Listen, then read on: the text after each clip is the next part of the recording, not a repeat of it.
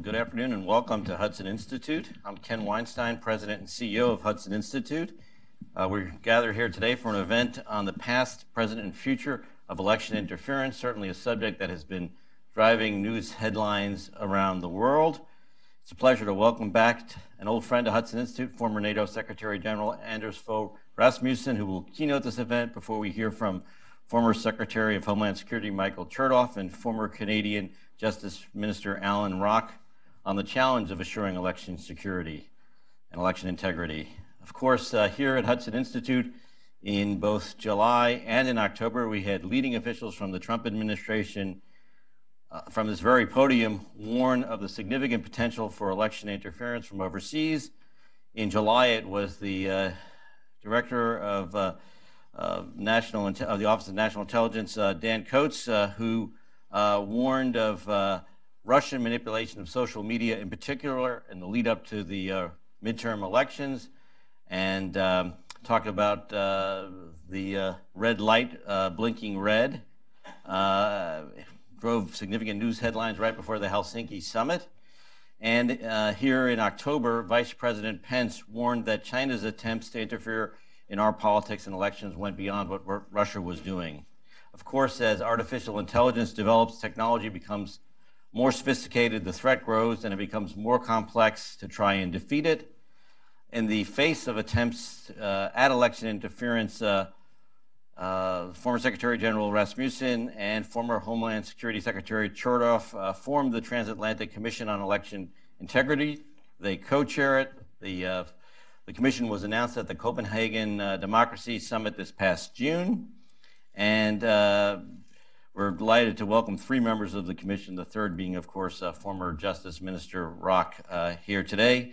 Let me turn the podium over to the Secretary General. Let me simply note that he needs absolutely no introduction, and no introduction, especially here at Hudson Institute. He is, of course, the 24th Danish Prime Minister and the 12th NATO Secretary General, positions that he held with great distinction. Secretary General, welcome. Thank you.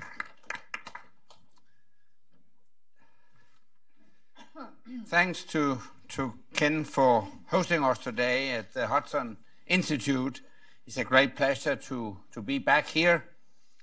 And I think it's a timely meeting at the end of a week when Ukraine has once again faced Russian aggression. And we are here to discuss election interference, but before I do, I'd like to put interference into the wider context and perspective. Because whether we are talking about impeding the Kerch Strait, firing on the Ukrainian Navy, fomenting a war in the Donbass, using chemical weapons on the streets of England, launching a cyber attack on government servers in Denmark, or meddling in the US presidential election, what we're really discussing is all the same side of a coin.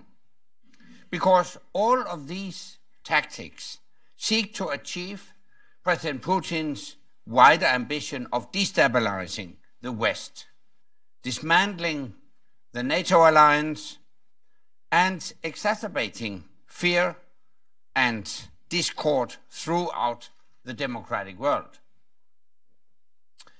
Ukraine is ground zero in this effort. But the United States has once again learned that bad guys don't stay in their corner. And malign tactics deployed in Europe to meddle in elections have made their way across the Atlantic. Right here at the Hudson Institute, a Russian hacker group tried to mimic your identity to infiltrate US politics. Thankfully, with the help of Microsoft, you were able to identify the attack from the so-called fancy beer. However, across the Western world, our elections have been hacked at least 10 times since 2016. And even the most powerful nation on the planet saw its freedom and democracy turned against it, weaponized by a foreign actor. And yet, many here are still struggling to even agree on what has been happening since 2016, let alone on a plan to defend ourselves. This is a playbook that was developed by Russia. In Europe, according to a report by the French Ministry of Foreign Affairs, it's an official report, Russia is responsible for 80% of disinformation activities. And that's a report from the French Ministry of Foreign Affairs. Of course, information operations are not new. They were deployed during the Cold War. But such misinformation was confined to conspiracy theorists, spies, and useful idiots, thanks to the filter of mainstream media. But today, technology has removed those filters. It has allowed malign actors to spread propaganda at will and on the cheap. Many of these tactics are not highly sophisticated. They're just shameless and exploit our own vulnerabilities. The attack on Hudson was as simplistic as creating a similar domain name to the institutes. Fooling people into trusting emails and attachments that contain malware. And our lack of action to protect election integrity and our paralysis in response to meddling incidents has emboldened other malign states. There is evidence to suggest that also Iran or Venezuela engage in similar low-cost and high-import tactics, not to mention North Korea. And as already mentioned by Ken, only a month ago, Vice President Pence warned from this podium of Chinese meddling in American democracy. We must respond because the technology behind meddling is about to morph again into the next wave. Because like the Charles Dickens character Scrooge, we have already been visited by Christmas past and present, but it is not until we see the ghost of Christmas future that we will finally be convinced to wake up to the threat. And it could be a bleak future. For now, what we see deployed is a combination of bots, phishing attempts, cyber attacks, and so on. This is about to change dramatically. Artificial intelligence continues to revolutionize the playbook, flooding the internet with realistic deepfake videos. Artificial intelligence will enable anyone, and not only malign state actors, anyone will be allowed to spread such videos. And this is not science fiction. By our estimates, this technology will be convincing enough by the time of the 2020 presidential election. The Western government's response has been muted, although some are beginning to wake up. Under Canada's chairmanship, the G7 has launched a rapid reaction mechanism on interference, where teams from each G7 government met for the first time earlier this month. In the US midterms, we still wait for the definitive assessment, but it seems that the widespread foreign-led disinformation activities did not materialize to the degree it had in 2016.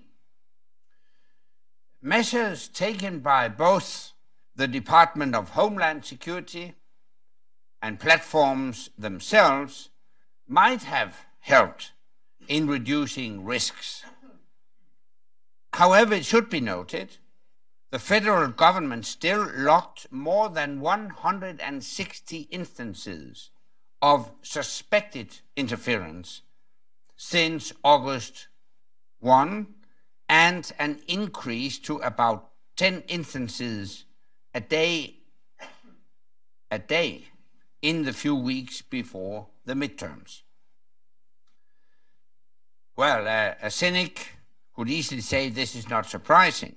After all, if the intention of disinformation and meddling is to polarize political discourse, malign actors might argue that America needs no outside help. However, 2020 is likely to be a different affair. And this is why Michael Chertoff and I decided to form the Transatlantic Commission on Election Integrity. The Commission unites leaders in politics, tech, business and media, like Joe Biden, but also our colleague who is here with us today, Allan Rock, who came from Ottawa and will play an important role in keeping us abreast of what Canada is doing on this front. Our work in the Commission is based around three objectives. Firstly, to raise awareness of the threat. Secondly, to develop new technology that can detect and defend against foreign meddling, disinformation, and new tools such as deep fakes. Tech has become part of the problem, but we believe it should also be part of the solution. And third, to ensure legislation and policy is adopted that tackles the heart of the problem, but without weakening the freedom of speech and the freedom of expression that we seek to defend. In the US Congress, partisan paralysis leaves 6 bipartisan bills languishing, with only days left for action in the current Congress. The platforms themselves continue to self-regulate with varying effects. But with almost 20 elections between now and 2020 on both sides of the Atlantic, we must work to develop clear plans on how to defend those elections, starting with the European elections next May, where we believe several states will be vulnerable. The European elections are important from a US perspective because what happens across the Atlantic will point to how interference may be deployed here in 2020. But in order to really know what is coming our way, we must look to Ukraine. Ukraine will hold critical presidential and parliamentary elections next year. At stake is whether the country continues to move forward with its reform program, or if it falls backwards towards its post-Soviet legacy. And there can be no doubt that Russia has a stake in these elections. Indeed, the events of Sunday show that the meddling has already begun.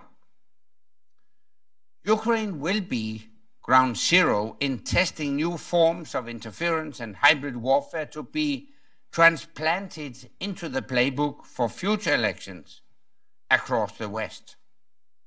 And this is why the Commission has joined force with the Atlantic Council and the Viktor Pinchuk Foundation to launch a Ukraine task force that will specifically monitor these elections, offer advice, and sound the alarm when we see disinformation or other activities from foreign actors. Overall, this is not just about governments, platforms, or the media. Across of all our societies, we must adapt to create a healthy skepticism, a culture of healthy skepticism about the information we consume, and an awareness of where and how facts can be checked. But let me finish with a wider appeal in the fight against disinformation and foreign meddling. We regularly hear of fake news in this debate, not least from your own president.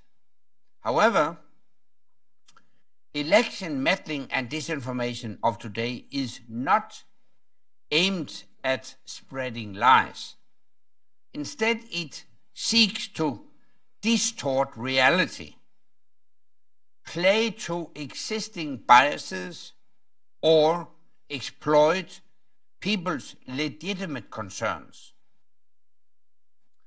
These may be concerns about immigration and the perception that Europe is unable to control its borders, or the perception in parts of Eastern Europe that the West is spreading its decadent anti-Christian values. Of course, these are not true, but perspective is an easily warped thing.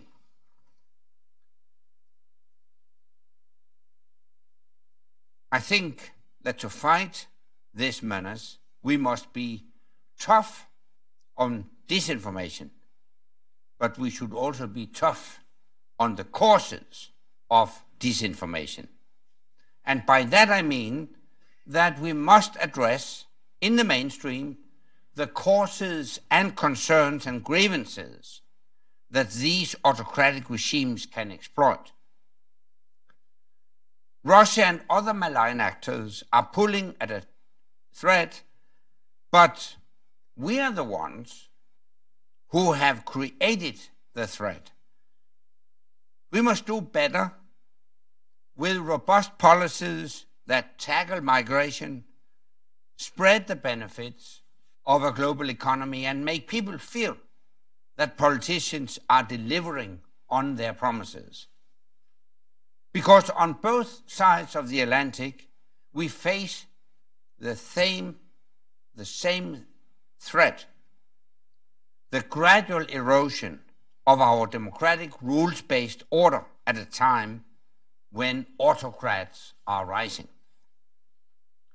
For 70 years, the world's alliance of democracies has overcome security challenges through transatlantic cooperation. And today we face a new challenge of equal magnitude. It is high time we work together to protect our citizens' rights to choose their representatives without interference, without coercion, or without meddling. Thank you.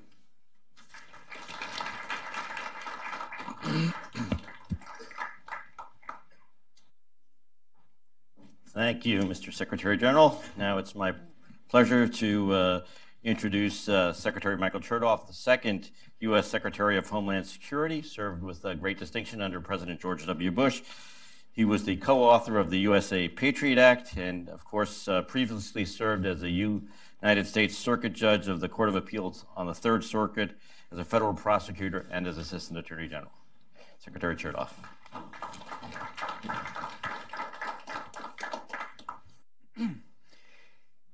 Well, thank you, Ken. Thanks for hosting us here on a very important topic. And Anders, thank you for a very good overview and keynote about what we're trying to do here.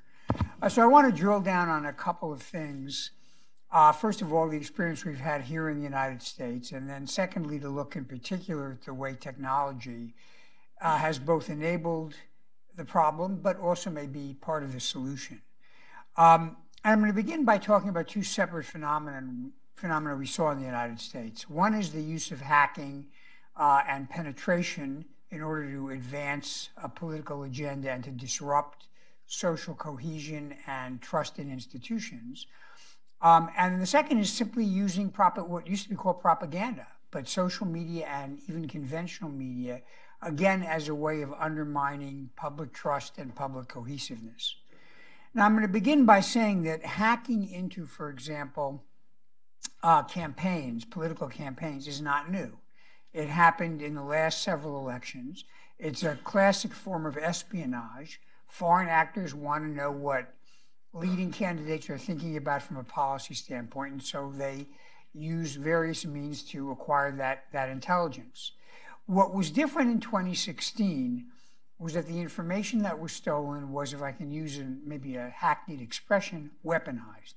It was actually launched as a way of having an impact on the election itself, and not merely as a matter of intelligence collecting.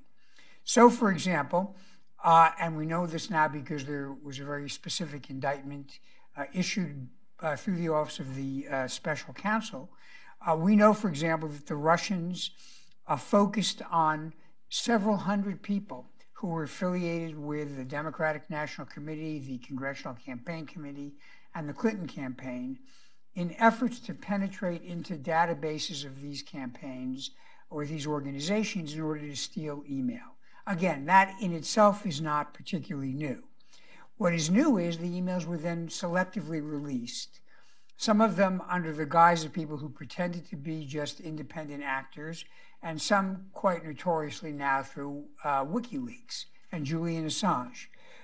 50,000 emails were disseminated in this fashion, and the purpose was to be very strategic about doing it by affecting the way people looked at Hillary Clinton at the Democratic campaign, and even the timing of the release of these documents was orchestrated in such a way to have maximum impact and to perhaps to distract from other news items that might have been viewed as negative to a candidate that I think most people acknowledge the Russians favored.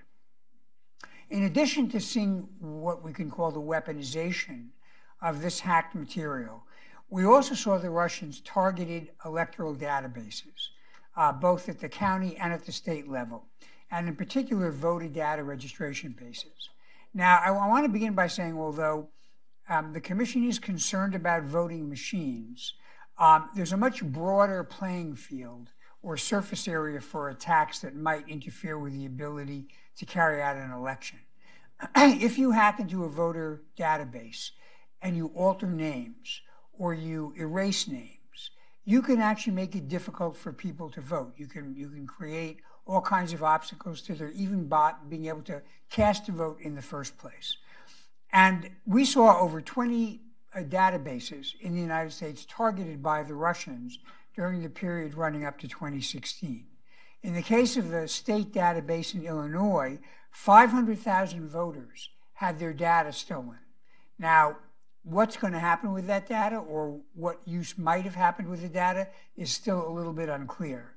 But it's not difficult to envision the ability to use access to voter data either to target voters for particular type of messages, which we'll come to in a minute, or again as a dry run for seeing whether you could shut down a voter database or interfere with it. So I think as we move forward, we are going to see more of both of these examples of using cyber means to interfere with the electoral process. either the stealing and selective and even distorted release of information as a way of affecting outcomes, or interfering with the electoral process itself.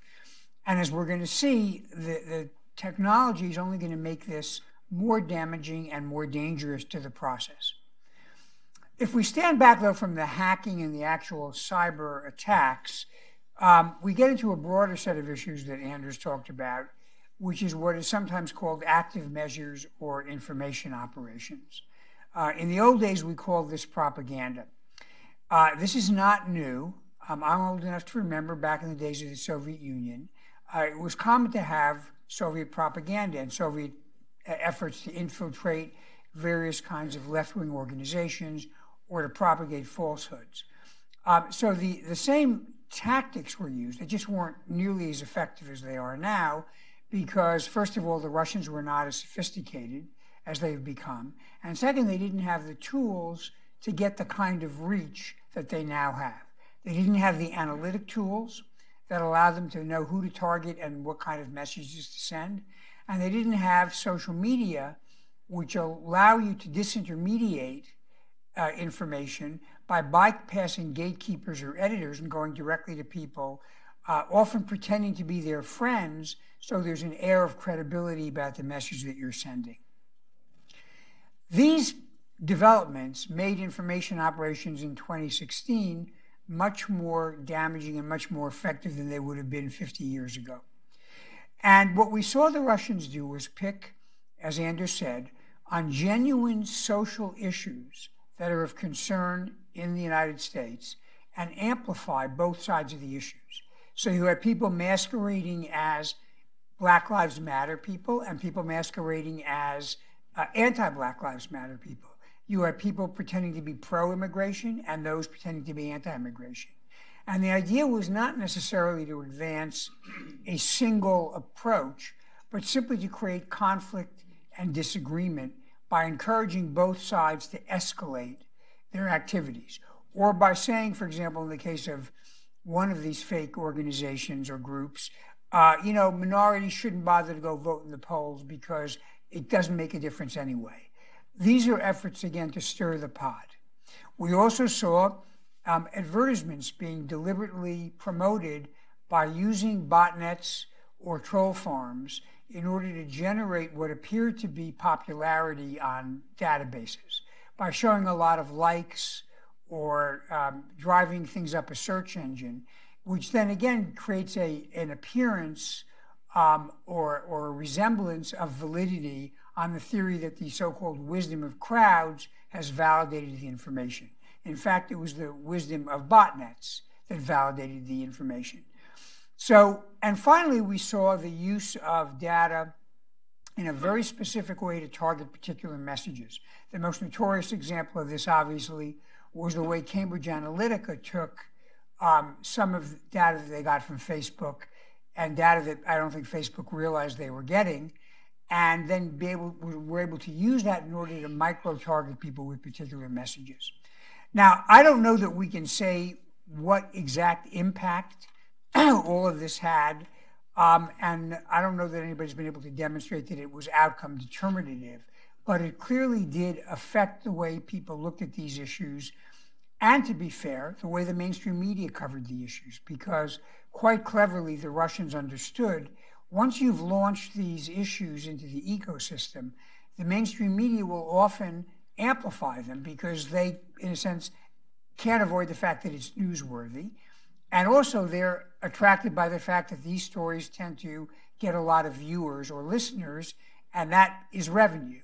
And so at the bottom of a lot of the vulnerability we have in this space is the fact that it is possible to make money by propagating these stories on social media or even on mainstream media. So has the problem gone away? And the answer to that answers itself almost clearly not. The Director of National Intelligence has warned that in the run-up to the midterm elections, we were going to see more meddling. And we've also seen meddling from other countries. China, Iran, according to a story that just came out today, a Reuters investigation. Other countries have picked up on the value of using these operations to disrupt and create disunity in the Western democracies. But I still think in terms of scale, nobody beats the Russians. Therefore, it's not surprising that about a month ago, a woman by the name of Elena Kushyanova was indicted based on something called Project Lakta, which was a foreign influence campaign aimed at the 2018 elections. And this had all of the typical earmarks of what we saw in 2016. Fake personas, pushing information on hot button issues like taking the knee at NFL football games, or taking down Confederate monuments, or immigration issues. And again, there'd be both sides would be promoted, not just one side. This, according to the indictment, was funded by an individual by the name of Prigozhin, who is often known as Putin's chef. He's an oligarch who's very close to Vladimir Putin, and he was actually the funder of this project in Russia. But to be clear, it's not only Russians. The Russians have been able to use these messages to actually induce Americans on their own to go viral with the messages and propagate them. In the old days, again, going back to the Soviet era, we used to call these people useful idiots. I don't know what you want to call them now, but the truth is, it's not only foreign actors that are doing this, it is Americans who are being primed and given the tools and then take off on their own to do this. Where this is going to go, I think in particular, can be influenced by technology. First, as I've already indicated, the ability to micro-target and tailor messages in a very, very specific way amplifies them and gives them more force. And that is precisely what modern data analytics and artificial intelligence increasingly allows bad actors to do. But another example of what we might be facing are the so-called issue of deep fakes. The use of artificial intelligence to collect, for example, thousands or hundreds of thousands of images of well-known people, video images, and then from that to collect and assemble the ability to create a completely fabricated video and audio image, which could be made to say something very damaging. This would take what is sometimes described as fake news to a new level. Now, interestingly, the U.S. government, the Department of Defense, has been aware of this issue for some time. And through the Defense Advanced Research Agency, DARPA, they have funded a number of academic institutions to look at whether artificial intelligence can be used as a countermeasure. So, for example, a recent article talks about the fact that some of the earlier versions of deep fakes looked a little bit funny because it turned out that the person on the video was not blinking like a normal person. And that's because the videos that were being accumulated for the algorithm to analyze typically were taking excerpts from a person with their eyes open. So the AI algorithm didn't learn that people actually blink. And that would have indicated to a human being there's something funny about this. But here's the bad news. As soon as they published the research report, the people who were coming up with deep fakes as a way of kind of red teaming were able to incorporate blinking into the deep fakes. So this is going to be very much of a chicken and egg process where we're going to be chasing each other, but it is important that we focus on this. So what do we do? I want to conclude by talking about a few things. There are some things we can do tactically. As Anders said, there's legislation that ought to move that would both provide funding and support for cybersecurity for election commissions and election regulatory bodies. There are other measures that would require disclosure of who's actually buying ads on the internet and make absolutely sure that it's illegal for foreigners to be engaging in campaign-related ad activity. And the platforms themselves have to use their analytical capabilities to do a better job of spotting these artificially driven efforts to popularize or drive search engines in the direction of these tainted advertisements and messages. But we also need to consider, again, using artificial intelligence to enable us to detect when you have an orchestrated campaign to manipulate people based on data analytics or to use deep fakes. There are some strategic things we need to think about as well, and to be honest, these are a little more complicated and are going to take more time. One is, what is our deterrence theory on election meddling? We've indicted people, and we've seen that that has some effect in naming and shaming, but the reality is it's unlikely most of these people are ever going to set foot in an American courtroom and go to jail. We can issue sanctions, and we've done that, but there may be a limit to how much you can do that without either running out of steam on the sanction front or actually creating a situation where you make the financial system the battlefield, and then we get a whole host of additional challenges. There's a question about whether we should do the same back. If there are efforts made to propagate embarrassing information about Western campaigns, should there be embarrassing information about Russian oligarchs that's put out there? Where is their money? Where they have hidden assets? Where is their hidden property? Some people have advocated that. And finally, there's the question of, should we actively disrupt these efforts? Should we use cyber tools, for example, to disable or disrupt the ability to have botnets or to use troll farms in order to promote these kinds of activities? I think these are discussions we need to have on a transatlantic basis and come up with a common doctrine. The second big challenge from a strategic standpoint is we've got to educate people and inoculate them against these kinds of information operations. Because the reality is the best response is for people to laugh it off. And that's going to require tutoring people in media literacy, and not just giving them the tools to identify falsehoods, but giving them the motivation to identify falsehoods. In much the same way as I was saying a little earlier, when we were little kids, and you went to the grocery store and they had like the National Enquirer and the Globe, and your mother would say, like, that's not really a newspaper. You know, if you want to read it while we're online to get a laugh, but don't take seriously that aliens abducted somebody's baby, or, you know, Hillary Clinton is a reptile in disguise. If we can educate people that there's an online version of this kind of tabloid nonsense, that would be beneficial too. So I think that I'd conclude by saying, as somebody said recently in an article, we are really dealing with information conflict. I don't quite want to say warfare because that's very particular in terms of what it means. But there are doctrines of geopolitical conflict that recognize the use of information as a destabilizing force that can be a very powerful weapon against your geopolitical rivals. And much as during the Cold War, we tried to assemble responses to these kinds of new tools, we need to make this a significant national security priority. Thank you very much.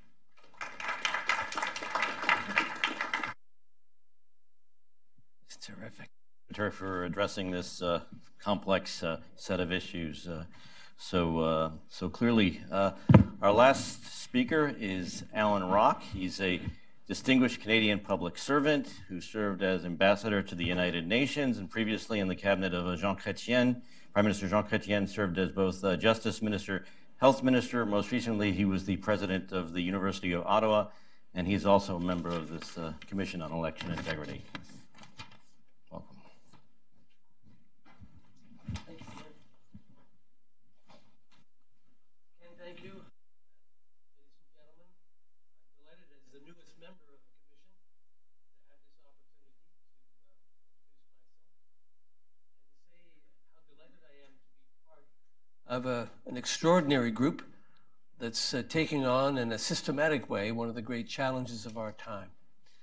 And under the leadership of Anders and Michael, I'm confident that the Commission will produce recommendations, recipes for action that can make a meaningful difference in what is truly a global challenge. The Commission's mandate is an important one: to awaken Western democracies to the size and scale of the threat, mobilize and coordinate the effort we'll need to meet that threat, and pointing the way toward laws, policies, and technologies that have the potential to protect our democracies from malign foreign meddling. Now, the first task to which I've been assigned by the co-chairs is to provide today a brief overview of the Canadian perspective on all of this, because of course Canada too is not immune from the very forces that have been described here today. But before I descend into detail about that, let me just make some general observations that I think are also important. First of all, I want to emphasize that Canada, and by that I mean its government and its people, are increasingly aware of the importance of this threat. We're aware of the mounting evidence that it has become the weapon of preference for those who are determined to undermine the international rules-based order. We understand that Canada is as vulnerable as any other democracy, and we understand that Canada's full participation will be required in the international effort to find solutions. My second observation is that Canada aspires not only to protect itself, but also to contribute in a meaningful way to the international effort that is required. As I'll explain, Canada has recently moved to strengthen our domestic legislation governing elections, but we're also at work in the G7 and in NATO, among other organizations, to deepen solidarity, to broaden collaboration, and to tighten our collective responses to these high-tech threats.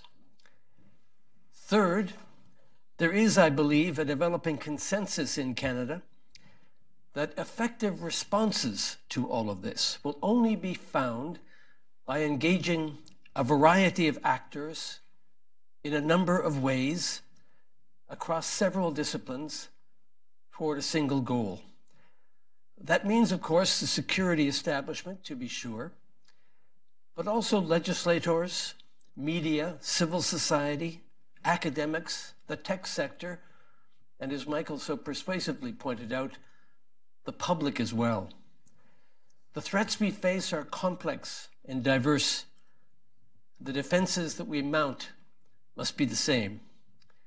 They can only be constructed by enlisting the help of the many sectors, each of which has part of the answer. And I know that one of the priority objectives of the Commission is to get all of those sectors involved, aware of each other, accepting of each's ability to contribute, working in that common cause. And finally, let me emphasize the growing awareness in Canada that in this, as in most challenges, political leadership will be crucial. The challenge is special and presents a special difficulty.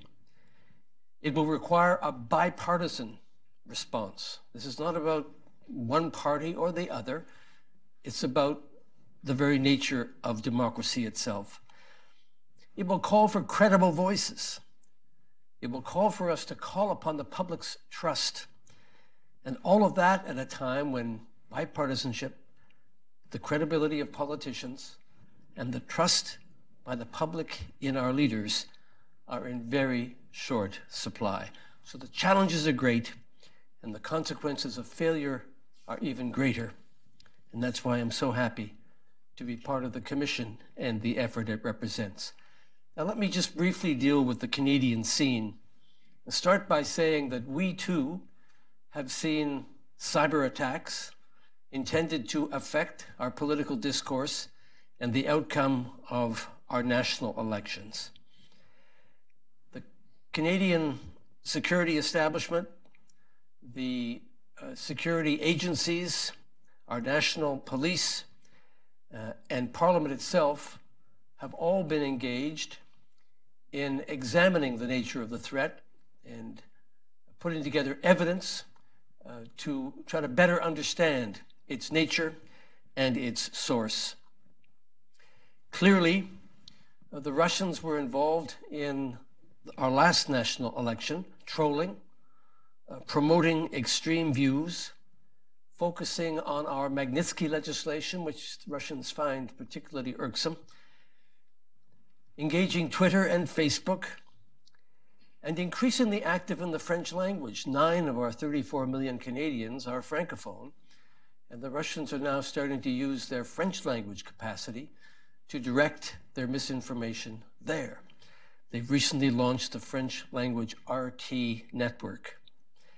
Interestingly, Canada faced some of the most aggressive cyber attacks, not in our own country, but in Latvia, where Canada leads the battle group sent by NATO to demonstrate solidarity with the Baltic states in the face of the Russian threat. When the Canadian battle group arrived in Latvia, they were met with a wall of social media telling lies about where they were living and the corruption of their leadership and other misinformation, which was intended to really put a stigma on the Canadian presence. Well, we responded with our own social media campaign and with a public relations campaign. And more recently, the Russian effort has diminished. But it's interesting that they resorted to those efforts in that context. So what is Canada doing about all of this? Well, first of all, happily, we have an electoral infrastructure which is fairly sturdy. We have a national elections organization. Our national elections don't take place on a decentralized basis, differing from province to province or place to place. There's one federal system, and there's something called Elections Canada, which is responsible for the conduct of the elections. There's an officer of parliament who runs Elections Canada. So the infrastructure is strong, and it has strict restrictions on financial contributions, strict restrictions on foreign involvement.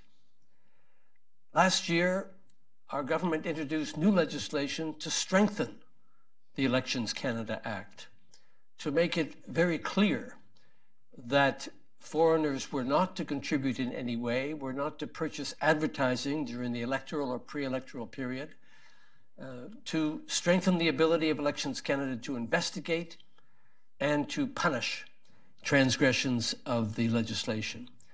So we are in the course of doing that.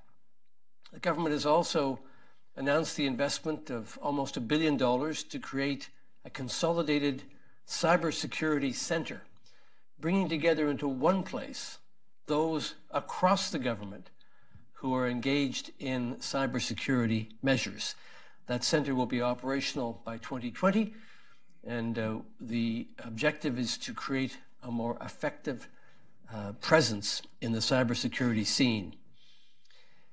Canada is also, as I mentioned, active internationally as chair of the G7 this year at the Charlevoix meeting of the G7 leaders. The Prime Minister announced the creation of the Rapid Response Mechanism, which is going to bring the G7 countries together to share information, talk about best practices, identify threats, and better enable each member of the G7 to meet those threats. I attended the first meeting of the focal points in early November in Ottawa, and work is now very actively underway to broaden the activity among the G7 countries to show solidarity in this cause. So briefly stated, Canada feels very deeply the sense of concern that's been expressed here this morning. Our own experience demonstrates that we face the same threats.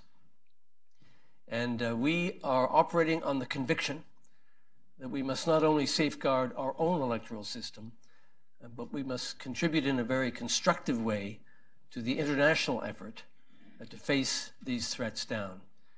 And so I'm grateful for the opportunity to share information about the Canadian experience, and I look forward to the discussion we'll now have. Thank you. Thank you, Mr. Minister. Let me ask our panelists to come up for the discussion.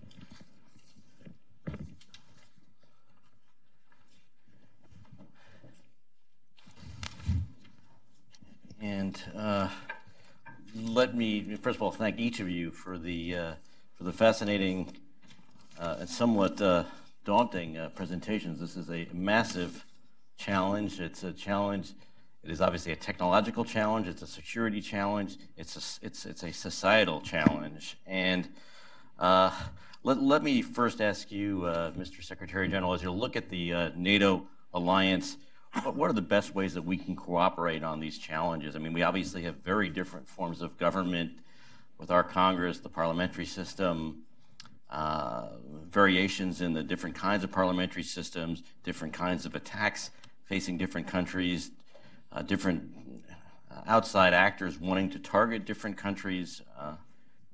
What's the best way forward?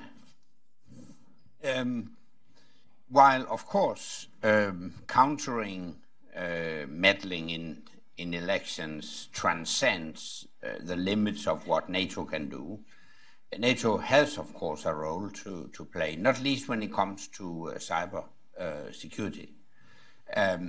First of all, we decided in 2014 to make cybersecurity part of our collective security, which in practice means that a cybersecurity attack on one ally can be considered an Article 5 event that would initiate a response from NATO.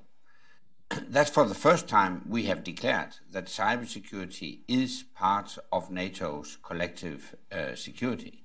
So that's a very, also from a more principled point of view, a very important step. Next, of course, I think NATO should strengthen its efforts in a very practical way to reinforce cybersecurity. One thing is to protect NATO systems against attack. I think a lot of progress has been made in that respect. But furthermore, we have a network that goes beyond the internal NATO communication. This is primarily networks owned by private companies, actually, but it's also intergovernmental networks, and they have to be protected much, much better than today, because the whole system isn't stronger than the weakest link. So I think the increased defense investments we have seen and will see in the coming years should, to a very high degree, be located to strengthening cybersecurity. So that's where I see NATO play a role. But of course, NATO should be seen in a broader context, cooperating with the European Union, for instance, to broaden the scope of countering hybrid warfare, etc. Okay, thank you. Let me ask Secretary Chertoff. You spoke about the attack or the infiltration of the voter database in Illinois, where the 500,000 names were secured or obtained, or records were obtained. And we heard Minister Rock talking about how Elections Canada and the national focus there on election security are, and it's obviously a very sensitive area to talk about, because highlighting areas of insecurity both could lead to further attack, and it leads also to distrust. But have you seen, could you give us some sense of the variation at the state level on the kinds of security that is now in place? And was your sense that Illinois was targeted because it's not normally a state where elections are that contested at the presidential level, because of a weakness in the system, or for other reasons? I don't know that the targeting of the voter database information was directed at actually affecting the election. I think what happened was, or it appears to have happened, is they targeted over 20 databases, and the question was, where were they able to get in? Sometimes that's a function of a weakness in the cybersecurity. Sometimes it's a function of the fact that somebody goofs and clicks on something and allows malware to come into the system, and that gives the adversary the opportunity to then collect things. So I do think, in that sense, decentralization, sometimes there's a benefit in the sense that you don't have all your crown jewels in one place. By way of contrast, there was a story today about, Marriott, that had a database with millions of people hacked into, and in one place, there was all this data that was available to the hackers. So decentralization can be an advantage, but the problem here is you've got to move everybody up to at least a reasonable level of security. There are some states that still don't have any paper record of voting. They just basically do it all electronically, and that's risky because if someone were to tamper with the electronics, there would be no way to validate. Most states do keep a paper record, and if you have an audit process in place, that would be cumbersome, but at least would allow you to validate what the results are.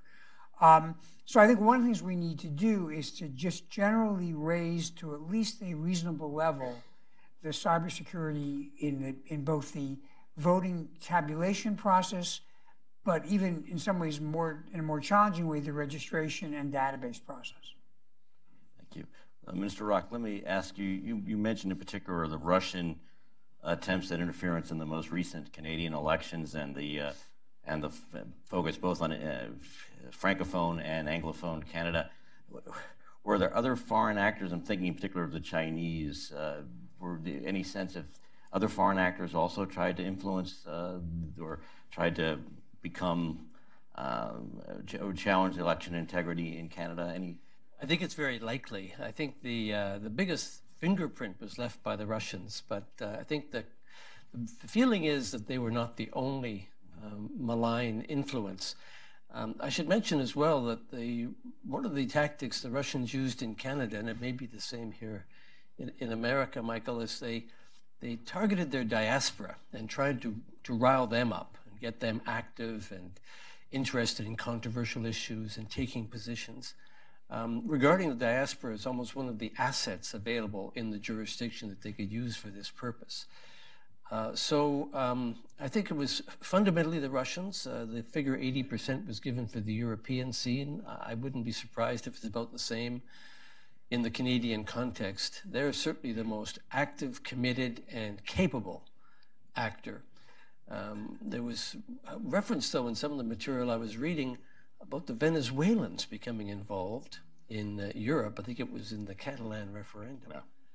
But being used by the Russians or using Russian expertise to make their presence felt in that. So the Russians are not only acting directly, but they're also making their abilities available to others who want to get involved for illegitimate purposes in political controversies, so which just adds to the concern.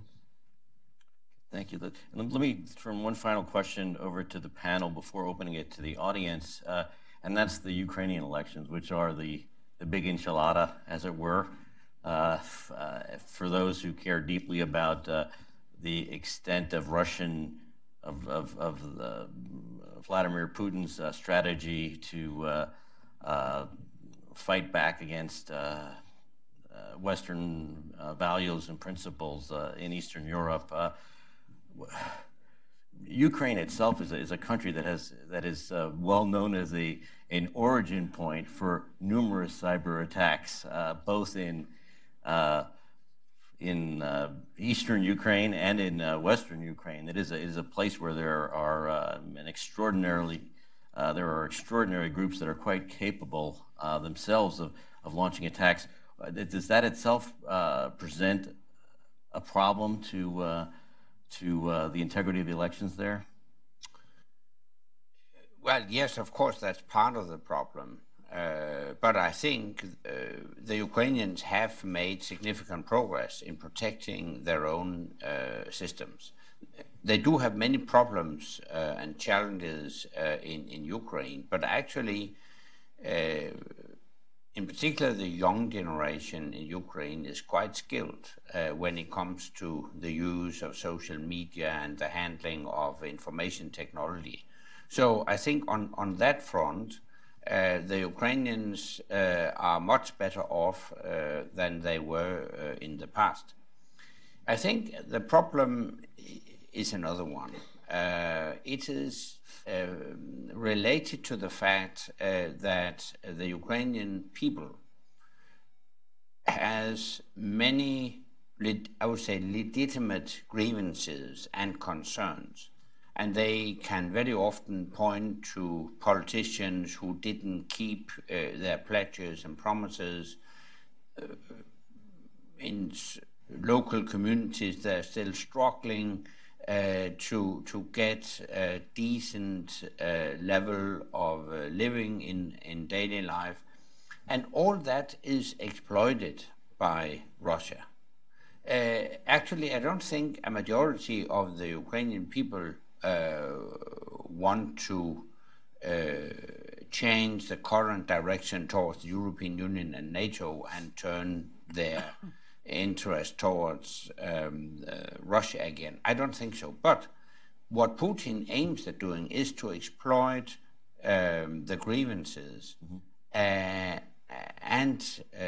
strengthen the extremist forces to destabilize the whole society. We saw that also deployed in Italy. We all know that Italy is already a very pro-Russian society, but nevertheless, Russia stirred up extremist views with the aim to strengthen extremist political forces in the party called Lega.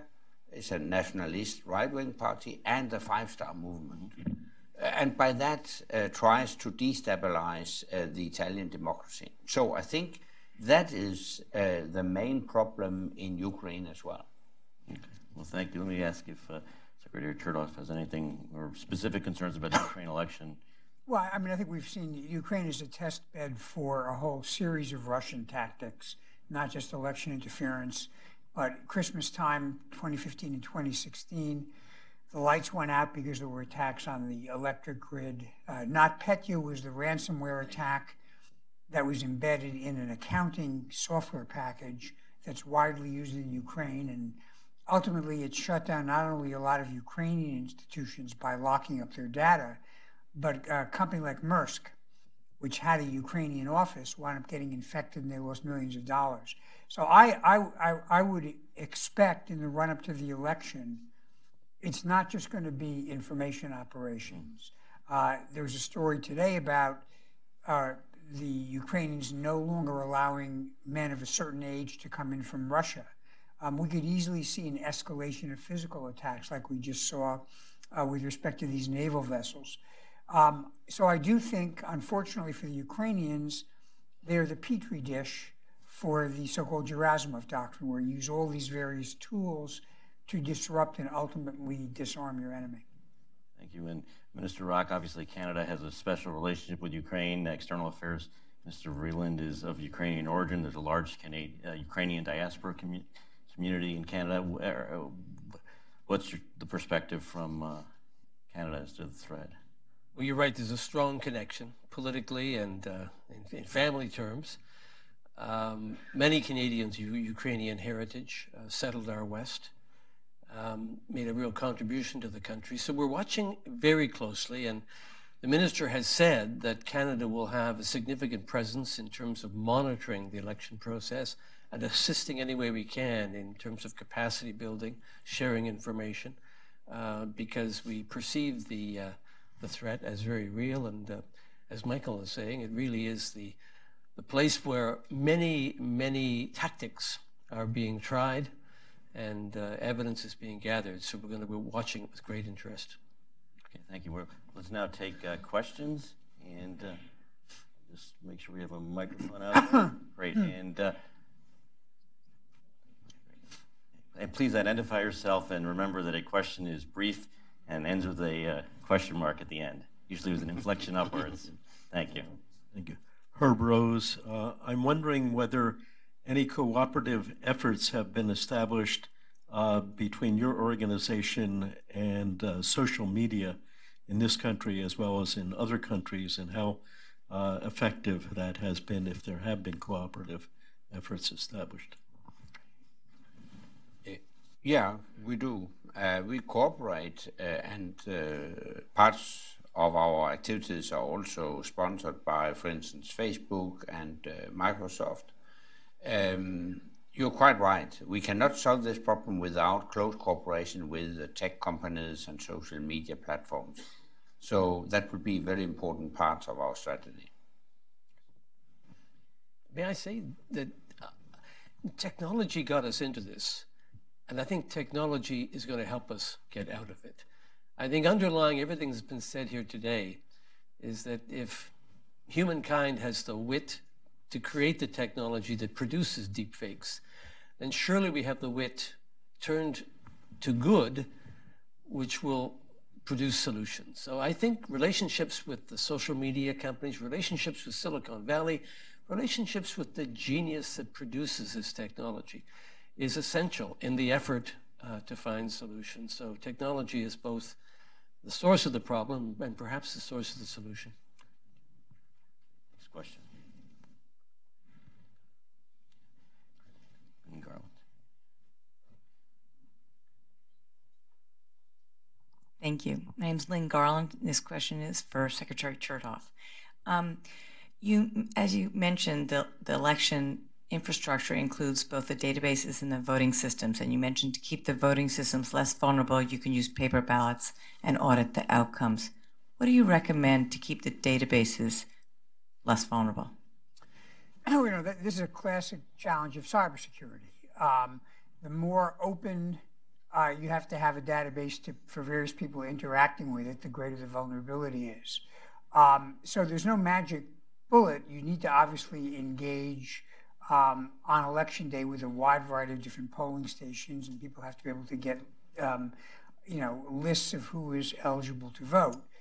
It's just a classic question of making sure you're patching vulnerabilities, downloading updates, training people what to do and what not to do, limiting administrators' privileges so that not many people can have the right to actually mess with a database, and then also having a backup system so that if you were, for example, to have a ransomware attack that locked down the database, you'd want to have a backup.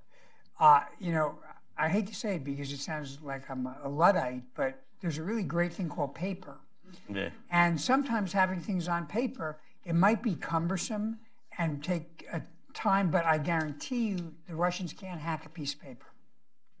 So I can just add to this. The Danish government has decided to scrap all plans to introduce electronic voting. So we will stick to the paper. We have paper ballots in Canada, but we rely upon storage of databases through computers that are capable of being hacked. And I think one of the priorities of this new cybersecurity center that's being funded and put together will be to look at some of the strategies Michael was talking about for safeguarding the database of voters.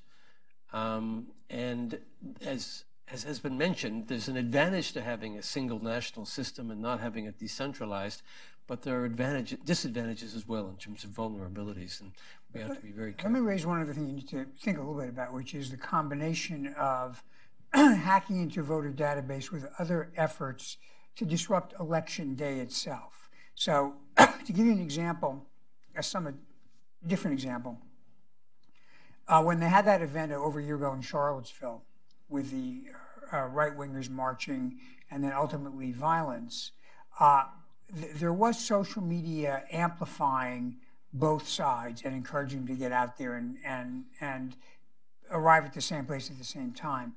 I'm told that when the authorities decided they needed to put a curfew in effect because they were concerned about the increase in violence and disturbance, all of a sudden the communications went down. Now, imagine on election day, the power goes out or the metro stops working. You need to have a plan B for what would you do if there was a significant disruption on election day. Does that mean we need to have maybe 2 or 3 days for elections so that if you have a problem one day, people can come back the next day? I mean, this is like classic security risk management. You've got to think through what are the scenarios and you've got to come up with a backup plan. next question. Mike Iroshis. Does this threat support and justify the need for voter ID law? voter? Excuse me, you know, that addresses a whole set of different issues. That's the question of, are people impersonating others to vote? I don't know that there's ever been a demonstration of widespread activity of that kind. There are, you know, many democracies where you do have to have some form of ID. The challenge here would be, what is the form of ID that can be made readily available to everybody? You don't want to have what happened in, I guess, North Dakota, where they had a rule that all of a sudden you had to have a fixed address on your ID. So if you had a post office box, you were out of luck. So I don't know that that deals with the issue of election interference, but it's a kind of a separate category of issues. It's a really old-fashioned way of interfering with elections. Conjures up images of the 50s and the 60s, the good old days.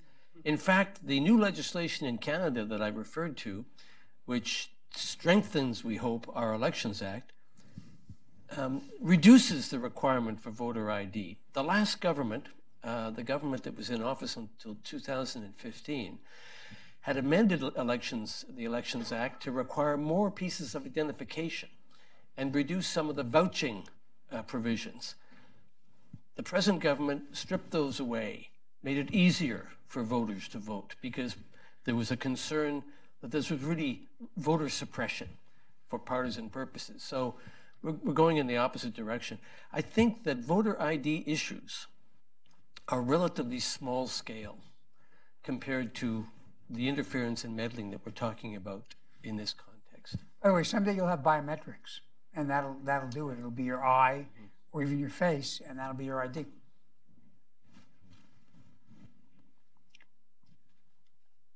Suzanne Smolik. I don't want to put a damper into this important topic, but as I see it, one of your most crucial objectives is ethical, and explaining to a Russian hacker why it was all right for the United States to have interfered in elections in many countries. But now when it's being done to the United States, it's unfair. And I think that is really a critical part of this whole discussion. You know, and policies that may have seemed proper at the time may have long-term repercussions many years later.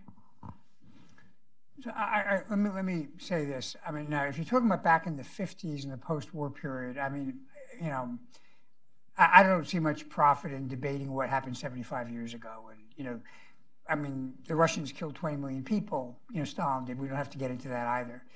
But if you're talking about what the Russians now complain about, it's basically our use of what is Joe and I would call soft power. We do have, the American culture is out there. You know, we do report on things. We do have Voice of America. We do advocate for democratic values. Honestly, if the Russians want to have RT out there saying it's great to have autocracy, you know, you should vote for this and against that, God bless them. I don't have a problem with that. It's when it's covert or manipulative or deceptive or actually involves cyber aggression that you have a problem. And that's what we're talking about here. I agree, and I would just add to this ethical question that I still think we could argue in favor of promoting freedom and democracy. Why shouldn't we? I mean, this is an ideology, this is an approach that is superior to autocracy. So you cannot equalize the two. Of course, we have, I would say, a right and a duty to do what we can to promote freedom and democracy with all tools, legitimate tools. So I don't think we should refrain from trying to do what we can, including, for instance, financing of NGOs in Russia, etc., to promote democracy. But that's exactly what Putin tries to curtail. But we should not forget that from 2005, Putin has taken a number of initiatives, anti-Western, anti-democratic initiatives, including not only to establish Russia today, now they have also established Sputnik. They have established their troll fabric in St. Petersburg. They have created a fund called Ruski Mir. Ruski Mir means, in essence, that Russia preserves its right to intervene in foreign countries to protect what they consider the interests of Russian-speaking communities. They have taken a lot of those initiatives. So if we do not, in a very offensive, I would say very offensive and aggressive form, do what we can to promote freedom and democracy, then we are useful idiots and too naive, to put it very bluntly. I wonder what you think about voting by mail. I know Colorado does it, and a number of other states. They have high turnout. You get around some of these other problems that you're mentioning, and I don't know what the problems are, but I wonder what your opinion on that would be. You know, it's a tried and true method. You know, like any other method, it is susceptible at small scale to be manipulated. I mean, ironically, I actually, when I was a prosecutor, convicted a politician of altering mail-in ballots. What he did is he went to a place with people who were mentally handicapped, brought a bunch of absentee ballots, and then marked them all and sent them in. Now, we obviously caught him and he did time, but that's not a threat to democracy because that's not at scale.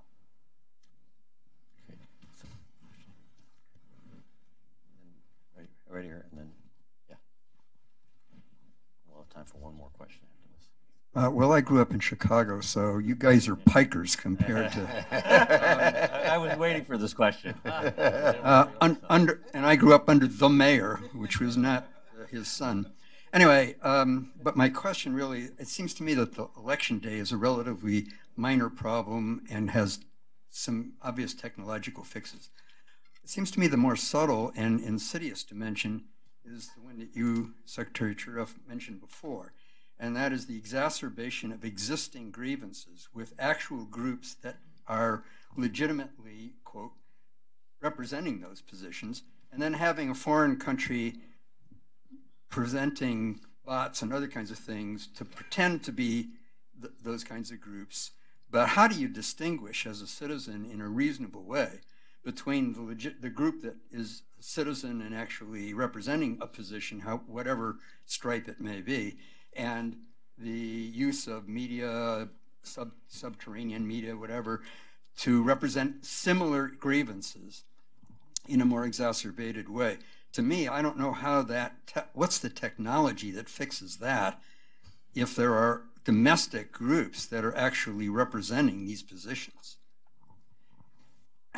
So, absent First Amendment. Yeah, there's obviously First Amendment, the free speech is a big part of this. So I would separate three categories of issues, two of which I think are relatively straightforward and one is very hard.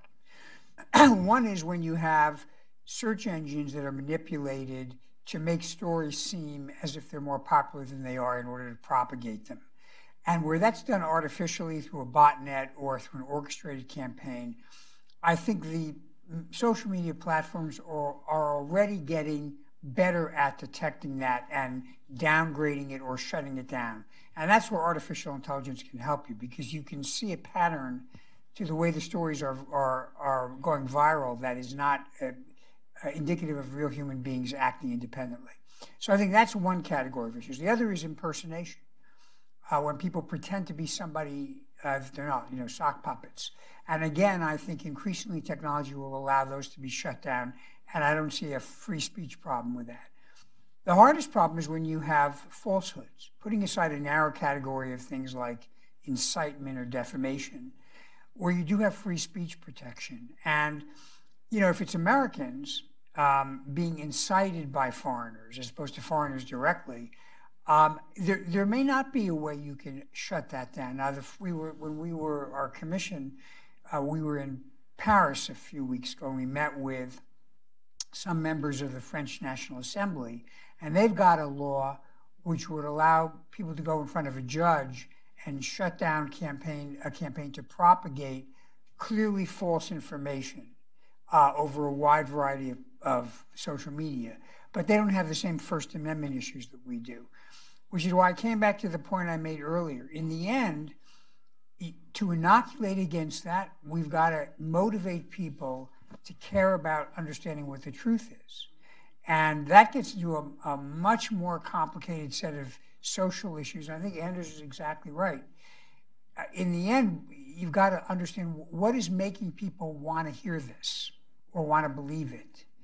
And that requires us to address some more profound social and economic issues, probably beyond the scope of the committee's work. Let's Can I add just a moment to that? One last question, but then, Ken? yeah, sure. Just want to say three quick things. First of all, Michael's reference to the National Enquirer earlier, or tabloid media, I thought was very effective. But you know, we came to know by the look and feel of those tabloids that they were suspect, and to have our guard up when we read that headline about the aliens, right? We just saw that this is something wasn't really trustworthy. Finding the way on social media, on Facebook, on Twitter, on other media, to identify the false entries posts as opposed to the real ones is far more difficult. And I think that's where we have a long way to go before we get there. But the second thing is public awareness of the untrustworthiness is going to be helpful. I hope as this conversation broadens and people become aware that they're capable of being manipulated by these media, they will approach them with a more skeptical eye and perhaps look a little farther than they used to. That's the hope. The third thing is social media is not the only source of information for the voter. And this is where the politicians have a responsibility and the media have a responsibility. There are other sources of information that can be called upon to set the record straight, or to put those false posts into perspective, or to bring another viewpoint to the discussion. And I think we have to rely heavily upon that as well. Let's make this very quick. Last question. Thank you. My name is Peter Gluck. Since Mark Zuckerberg's initial appearance before Congress, Facebook has not hesitated to make announcements about how it has purged false identities from its platform. So that suggests to me that these companies, social network companies, do have the capability to cleanse their subscribers.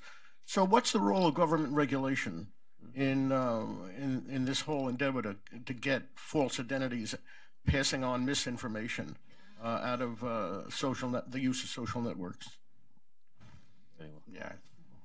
I would like to see it done by the private sector. I mean, I tend to view these platforms kind of as I would the editorial board of a media company. They have some responsibility, but we don't want to have heavy-handed government regulation. That being said, if they're not willing to do it, you may see some government regulation, certainly with respect to false personas.